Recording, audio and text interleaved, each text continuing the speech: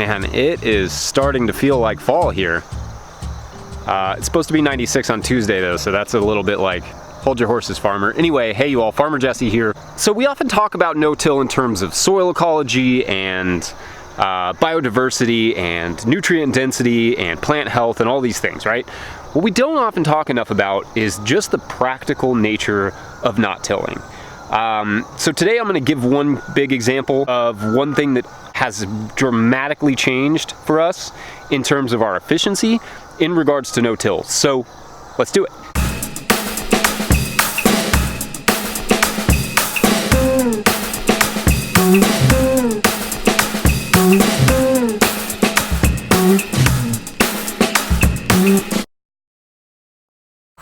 First, if you're not subscribed to this channel, make sure to hit the subscribe button. If you are subscribed, thanks. All right, so I learned to farm on a tillage farm. We were kind of a minimal tillage farm before we moved to this property, and even in the first year. And I want to talk about how we used to do bed flips. So behind me, these two beds are getting ready to come out. These two beds just came out. These are the ones I'm going to talk about. But these two beds, you can see, you know, they look like we've cut off this lettuce a couple times. There's like a couple weeds in here, but for the most part, it's just a bed of lettuce. So yeah, just a couple days ago, that's what that looked like, was basically like this. So back when we were tillage farmers, how we would have dealt with this is that we would have done one of two things. Either we would have gone through and pulled up every plant, right? You pull out the roots so you have nothing in the way, then you could lightly till it and plant it. And you know, that's fine, like you could do that and then rake it and plant it and you're good to go, right? So that's one option. That's one thing we may have done.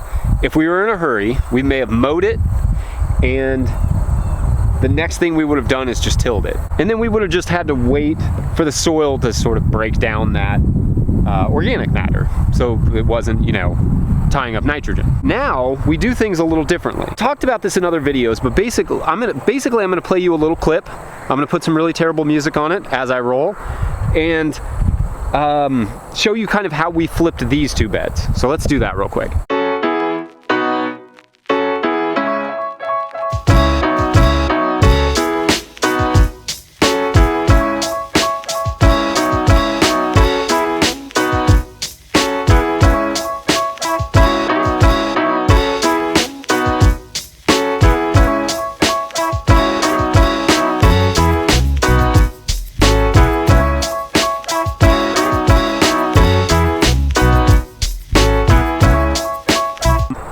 All right, so what you saw was going from beds that look kind of like this, right? They had some lettuce or whatever in them. The first thing we did was we went through and got all the weeds out of the pathways and of the beds, just anything we saw. Then we put a little bit of our amendments on. In that case, I think it was just feather meal. Next thing that we did was we mowed it and then raked it, and we were ready to plant. That's it. So by mowing it, we mowed it really low with a flail mower. So we have the BCS flail mower, and we mowed it extremely low with that implement. And in terms of the flail mower, you're gonna have to dial it in a little bit. You may want, if you want to use this method, you may want to, I think I lowered this back section, but you can also play with this here. You can play with this here. There's lots of options for how to lower the bar that's actually keeping it against the ground. And then you've got this piece here too. So you've got a lot of options for how you want to lower. And this is just, this model is the, whatever, the Berta. I forget if this is the 26 or I think it's the 30-inch Berta. The other thing that we did was we raked it just to kind of clear out the space a little bit. But we're leaving those roots in the soil to continue to build soil, right? They're going to break down their carbon. They're just going to break down in the soil. They're also feeding the microbial life. They act as a little habitat for something else to get established. In this case, we sowed spinach with the Haas wheel hoe. We're trialing that. We'll talk about that later. But planted some strawberries that were propagating. I kind of talked about that in the last video. In order to do that, it only took us about 27 minutes to do 2 beds. And the majority of that time was just transplanting the strawberries. If we'd been transplanting lettuce, it would have taken longer. If we'd just direct sown both of these, it would have taken 15 minutes to flip 2 beds. But just depends on what crop's going in. But essentially, the beds are ready in about under 10 minutes. And we've been doing this all season. This is what we've done on numerous crops, and it works great. The only thing that you have to think about is sometimes you get a little bit of this, right? We'll have some groovy weed, so I'll actually flame weed this right before the spinach starts to come up in a couple days. So that's one thing you have to think about, is some weeds will make it through that were maybe right under the lettuce and you couldn't see them, or we're a little bit too low to be mowed. Like I said, we're mowing extremely low with that flail mower. We're not getting under the soil. We're going right at the soil surface.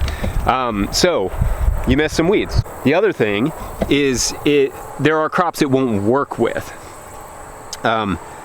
Like thick stem brassicas, not gonna work with those. Anything that's like kale or collards or broccoli or cabbage, you can't use the flail mower method. You really have to go slightly under the surface on each one of those crops to be able to just cut it out and replant that bed. It just grows really, all those thick stem brassicas just regrow really well.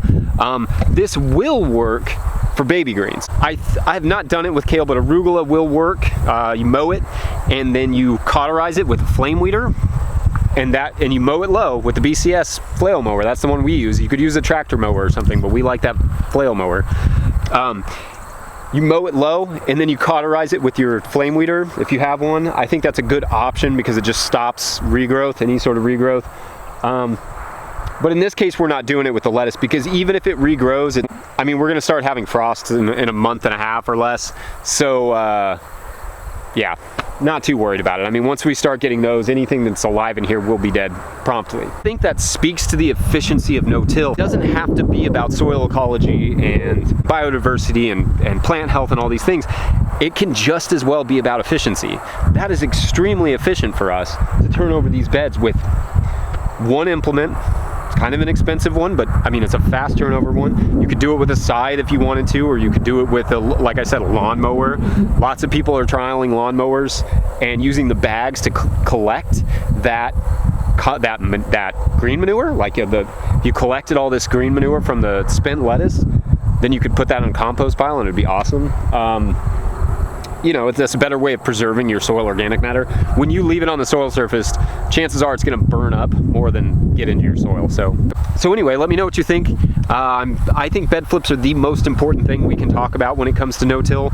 There's a lot of ways to flip a bed with a tiller. How do you do it without tillage? That's always the big question. So anyway, let me know what you think. Like this video if you like this video. As always, subscribe to the channel, subscribe to the podcast, all those good things. We'll see you later. Thanks for watching. Bye.